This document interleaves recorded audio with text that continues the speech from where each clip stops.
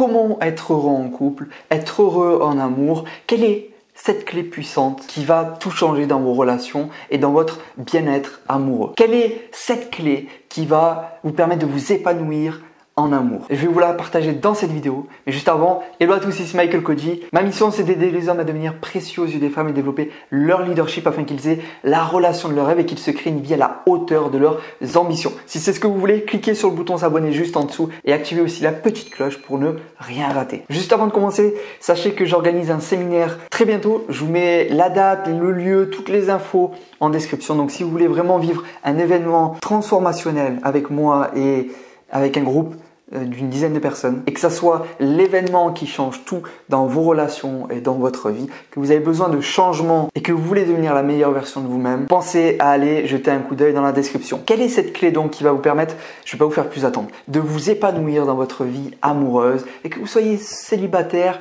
ou en couple, mais surtout si vous êtes en couple, c'est savoir au final se refocus, se reconcentrer sur par exemple un projet ou une activité qui vous anime, qui vous passionne lorsque dans votre couple ça ne va pas. Et ça c'est super important parce que je vois beaucoup trop de personnes qui sont dans la dépendance affective et qui ont tendance lorsque leur couple va mal à se sentir mal. Sauf que tu dois dissocier la relation et l'humeur de ton partenaire avec tes propres émotions et ta propre humeur. Et ça c'est super important que tu maîtrises ça.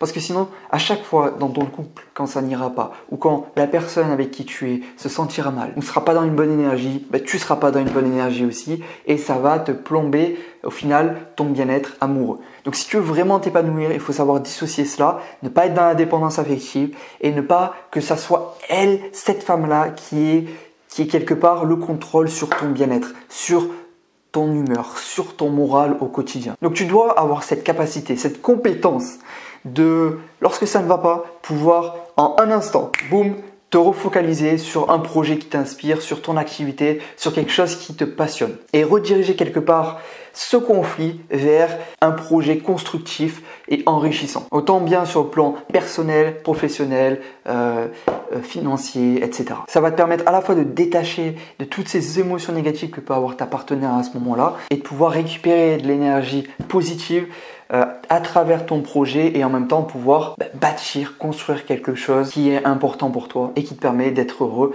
et productif. Retiens ça, ne gâche jamais ta journée pour une personne. Ne reste jamais pendant plusieurs dizaines de minutes dans une mauvaise humeur, dans une mauvaise énergie pour quelqu'un. Personne ne mérite cela. Personne ne mérite que tu n'aies plus ton énergie, que tu n'aies plus ton humeur et de te gâcher ta journée. Donc tu es un leader et donc tu dois savoir te refocaliser quand dans ton couple ça ne va pas. C'était la clé pour t'épanouir dans ta vie amoureuse. Quand ça va bien dans ton couple et quand ça va pas dans ton couple, c'est ça qui est génial.